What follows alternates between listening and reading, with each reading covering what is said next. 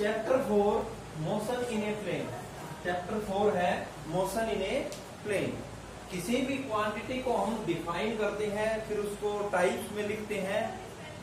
Many types में quantity को हमने पढ़ा है। एक होती है स्केलर क्वांटिटी, एक होती है vector quantity. Scalar quantity, scalar quantities कौन सी क्वांटिटीज थी? कौन सी क्वांटिटीज हैं स्केलर क्वांटिटी? बताइए जरा। मतलब जिसके अंदर ओनली मैग्नीट्यूड होता है,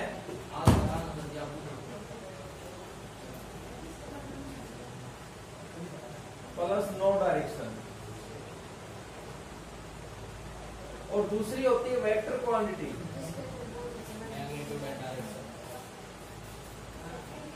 वेक्टर क्वांटिटीज वो क्वांटिटीज होती है जिसके अंदर क्या क्या होता है भाई?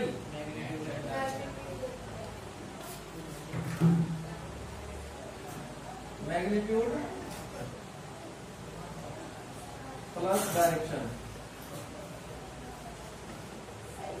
आज हम इन्हीं को ही पढ़ने वाले हैं। आज हम इन्हीं को ही पढ़ने वाले हैं। किसी भी वेक्टर को, इससे बना है वेक्टर, इससे बना है वेक्टर, जिसमें डायरेक्शन होती है वो होता है वेक्टर। ठीक है। किसी भी वेक्टर को किस तरह से रिप्रेजेंट किया जाता है?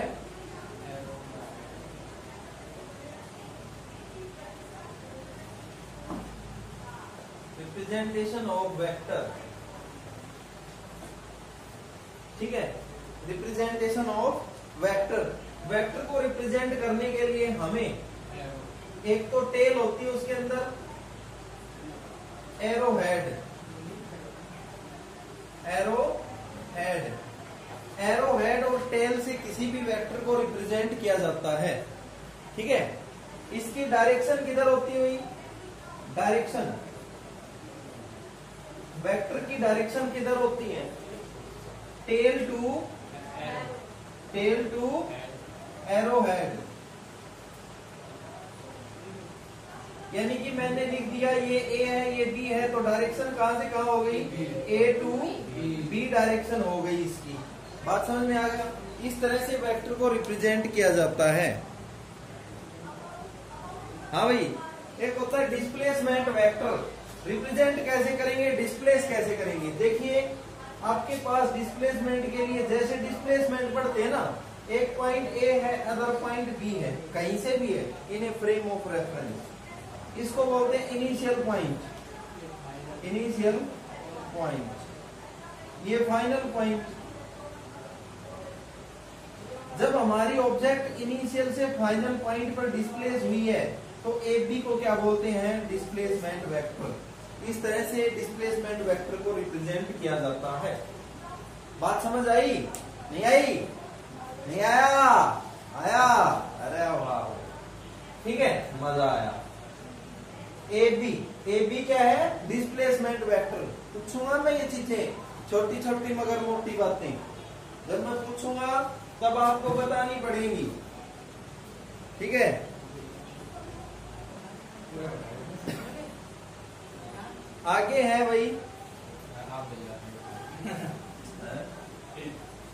Position vector. पोजीशन वेक्टर, हाँ भाई, टेक पोजीशन। पोजीशन वेक्टर ये कहता है कि हम ओरिजिन से स्टार्ट होते हैं। कहां से स्टार्ट होते हैं? ये ओरिजिन से स्टार्ट होते हैं। ये बहुत ही इंपॉर्टेंट है। इस दुनिया में सबसे इंपॉर्टेंट जो वेक्टर है वो पोजीशन वेक्टर है। ये ग्राफ स्टार्ट हो गया यहां से, ठीक है। 0 एक्स एक्सिस वाई एक्सिस, ये कोई पी पॉइंट है, पी पॉइंट है, और ये आर इसका वेक्टर हो गया। यानी कि OP vector is equal to R vector. R vector को क्या कहेंगे? Position vector. अच्छा, इक्विवेलेंट वेक्टर, कमाल कर दिया तुमने। पोजीशन वेक्टर क्या कहेंगे इसको? Position vector. Vector which start from origin या point of reference. The vector which start from origin. जो ओरिजिन से स्टार्ट होते हैं उनको क्या बोलते हैं भाई? उनको क्या बोलते हैं? Position vector. सीख गए। इसके बाद है भाई एक और कमाल का वेक्टर है जिसको बोलते हैं, लिख दूं unit vector. Unit vector, unit vector एक ऐसा वेक्टर है, unit vector it is the vector whose magnitude 1। ठीक है, वेक्टर हुज मैग्नीट्यूड 1, जिसकी मैग्नीट्यूड 1 होती है। जैसे कि आर कैप, इसको आर कैप से लिखा जाता है। ए कैप यानी कि ए कैप से लिखा जाता है, कैप से रिप्रेजेंट किया जाता है इस वेक्टर को। ठीक है, जब मैं इसकी मैग्नीट्यूड लेता हूं, ए वेक्टर इसकी मैग्नीट्यूड आ जाएगी 1। ये एक वेक्टर है जिसकी मैग्नीट्यूड क्या होगी? 1 होगी।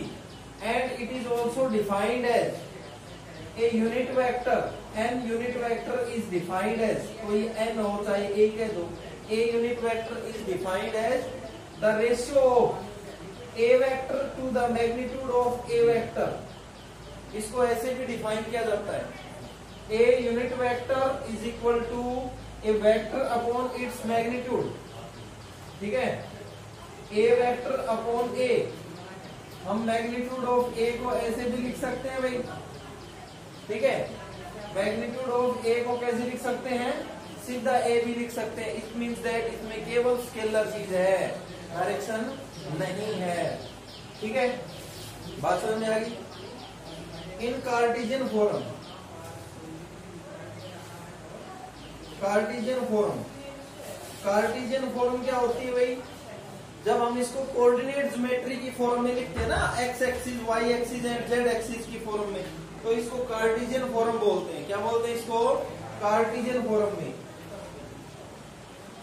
X Y Z. X axis का यूनिट वेक्टर जो होता है ना, उसको आई कैप से लिखते हैं। I cap be the unit vector along x axis। ठीक है, j cap is the unit vector along y axis। k cap is unit vector along z axis। बात समझ आ गई? किसी भी यूनिट वेक्टर को कैसे लिखा जा सकता है? आई की डायरेक्शन में, जे की डायरेक्शन में, के की डायरेक्शन में। ठीक है,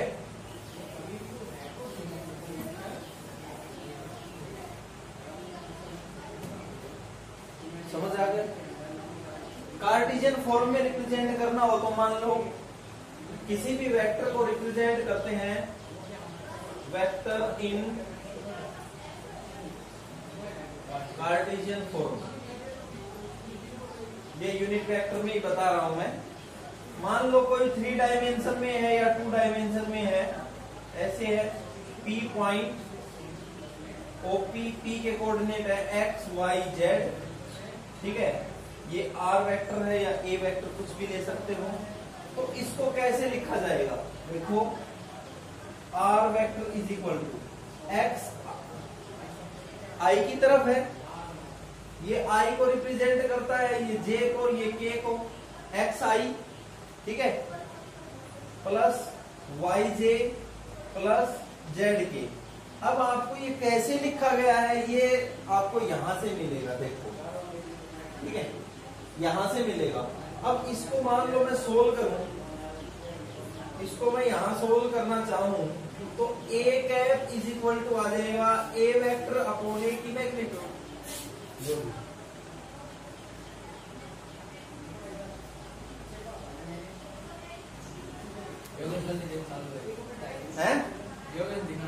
चालू है। देखो भाई, A unit vector is equal to A vector upon its magnitude हो गया। इसकी मल्टीप्लाई कर दो इधर, तो A vector is equal to आ गया ए इंटू ए की यूनिट। तो एक्स एक्सिस की तरफ क्या आएगा, ये देखो आपका क्या आएगा, क्या बनेगा, एक्स आई कैप ही बनेगा ना, ये एक्स और आई कैप, वाई जे कैप, जेड के कैप। ठीक है, एक्चुअल में इस वेक्टर को कैसे लिखा जाएगा, R vector is equal to R X vector plus R Y vector plus R Z vector. तो सीधी सी बात है, आर एक्स वेक्टर क्या आ गया आपका, एक्स आई ऐसे लिख सकते हैं, ठीक है। आर वाई क्या बन गया, वाई जे, आर जेड क्या हो गया, जेड के। ठीक है, इस तरह से रिप्रेजेंट किया जाता है यूनिट वेक्टर को। कार्टेशियन फॉर्म है ये, कार्टेशियन फॉर्म पहले से बता दिया आप आराम से, कई बार इसका यूज भी होगा, तो वेक्टर्स पढ़ाएंगे तो रिजोल्यूशन के लगभग नजदीक इसका यूज होगा। ठीक है, अभी तो आप ये सीख लो कि भाई किसी भी वेक्टर को ऐसे लिखा जा सकता है, एक्स एक्सिस का आई कैप है, वाई एक्सिस का जे कैप है, जेड एक्सिस का के कैप है। किसी भी वेक्टर को कार्टेशियन फॉर्म में लिखना है तो कैसे लिखना होगा, आ जाएगा समझ, इतना कर दोगे इतना। अब इसकी कुछ प्रॉपर्टी होती है,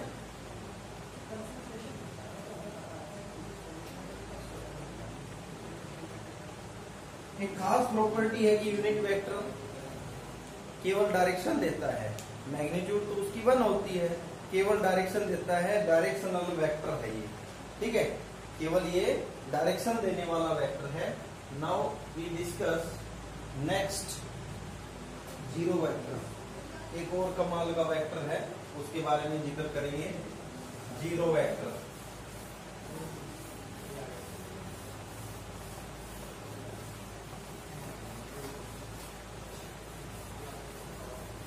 मिटा दो भाई इसको। एक होता है zero vector,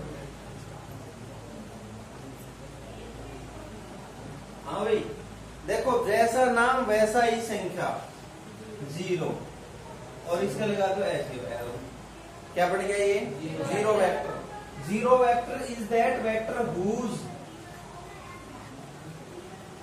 magnitude zero and direction, इसकी डायरेक्शन किधर होगी भाई, जीरो किधर डायरेक्शन होगी, बॉल है, बॉल का मुंह किधर है भाई, आपके पास बॉल रखी है, बॉल का मुंह किस डायरेक्शन में है,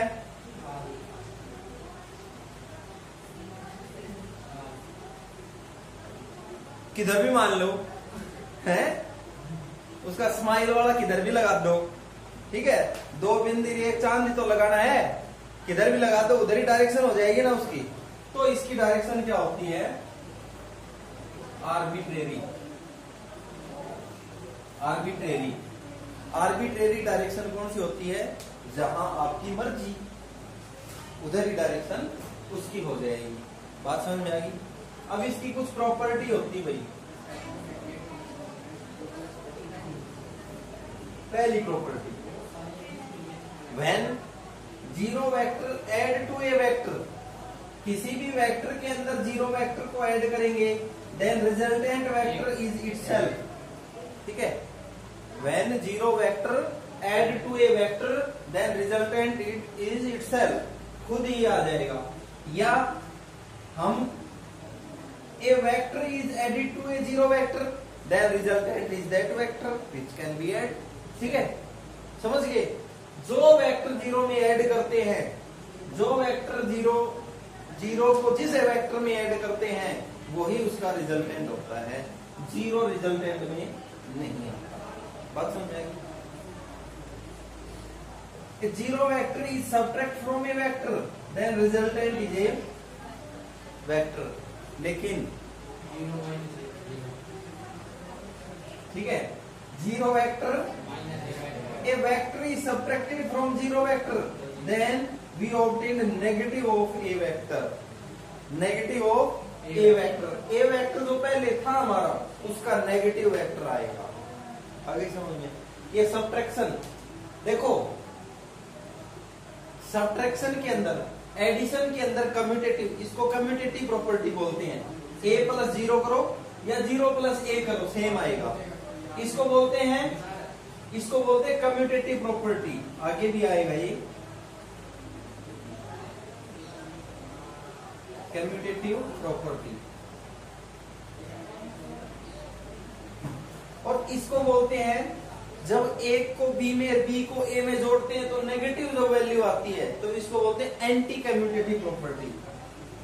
एंटी मतलब सीधा जोड़े तो सीधा आ गया, अब उल्टा करके जोड़ेंगे तो नेगेटिव आएगा, इसका नेगेटिव आ रहा है। इसका मतलब क्या है कि नेगेटिव साइन जो है, अभी बताएंगे आपको क्या काम करता है। नेगेटिव साइन केवल डायरेक्शन को बदली कर देता है, ठीक है। Anti commutative property.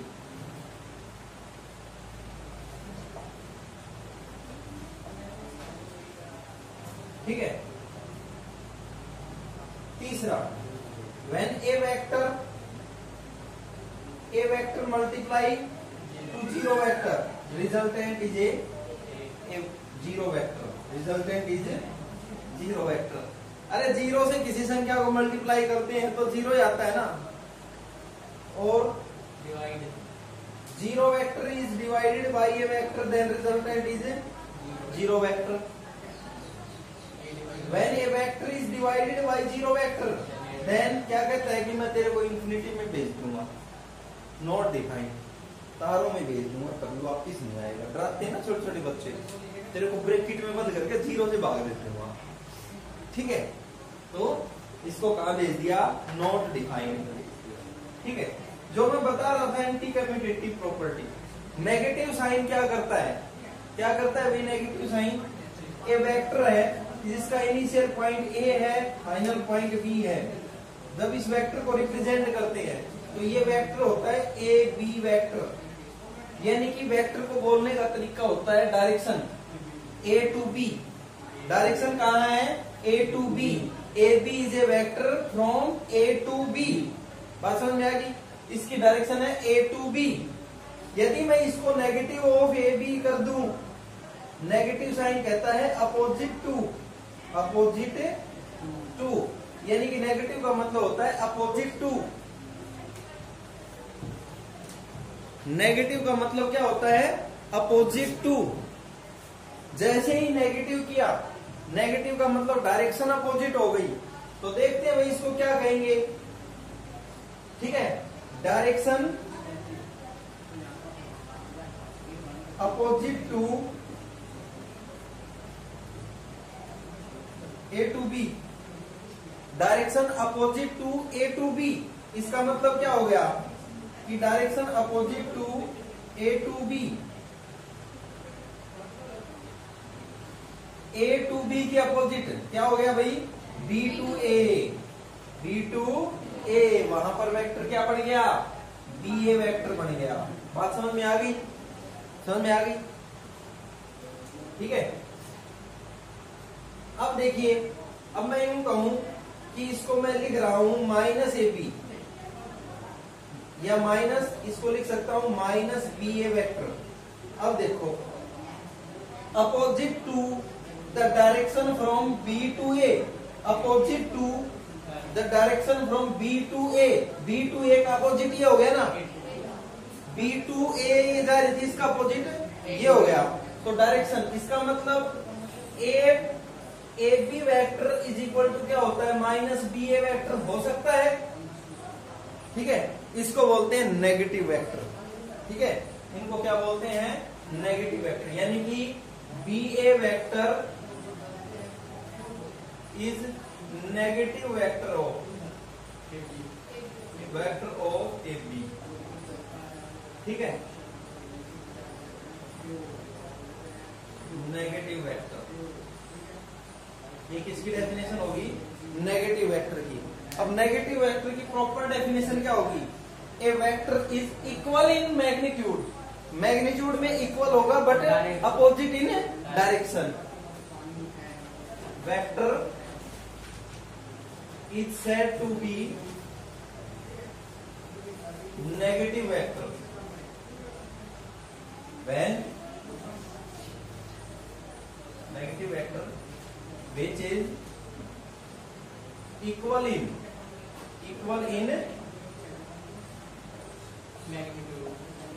मैग्नीट्यूड में इक्वल है but in opposite direction.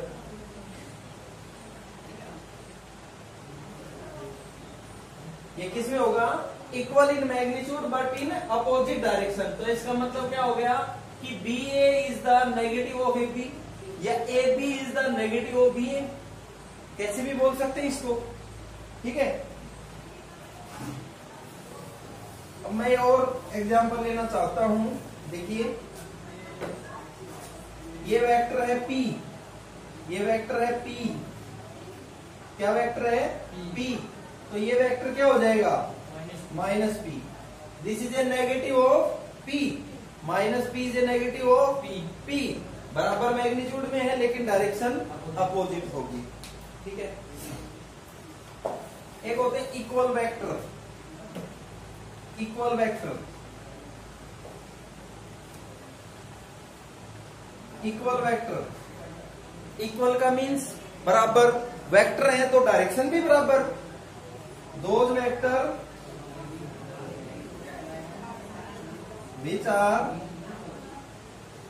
Equal in magnitude, equal in magnitude as well as direction.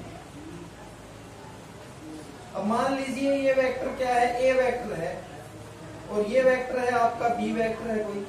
तो मान लीजिए मैग्नीट्यूड ऑफ ए और मैग्नीट्यूड ऑफ बी जब इक्वल होंगे और डायरेक्शन सेम है, equal in magnitude and direction. Direction equal का मतलब है डायरेक्शन क्या होगी?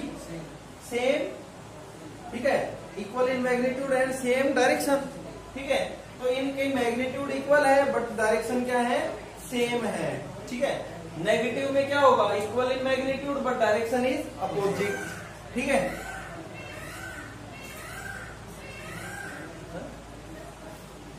बेटा तुम